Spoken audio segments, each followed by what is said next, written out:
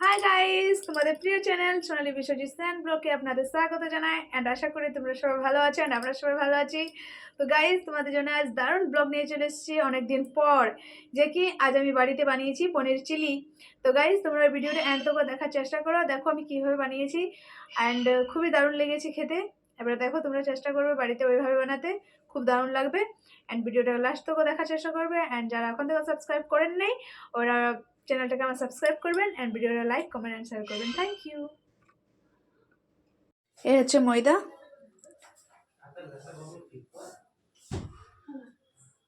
কাশ্মীরি লঙ্কা, পেঁয়াজ কাটো।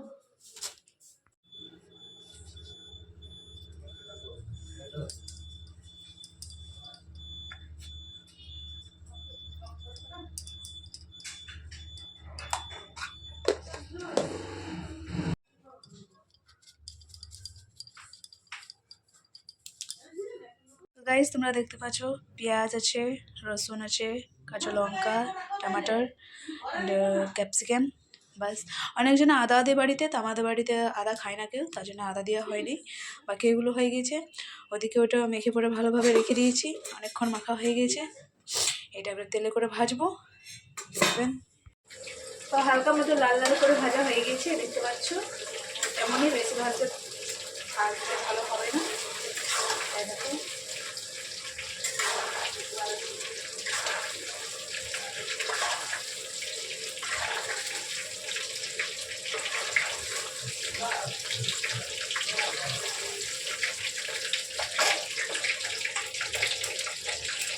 দেখো কত সুন্দর লাল লাল ভাজা হয়ে গেছে। গাইস, আমার পনিরটা ভাজা হয়ে গিয়েছে তেলে। এবার আমি চিলিটা করব এগুলো দিয়ে, দেখবে কিভাবে করছি।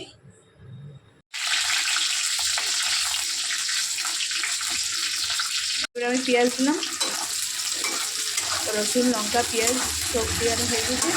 এটা হালকা করে একটু লাল করে ভাজবো, তারপরে ক্যাপসিকাম বিলাতি এগুলো দিয়ে দিই, লঙ্কা দিয়ে দিয়েছি।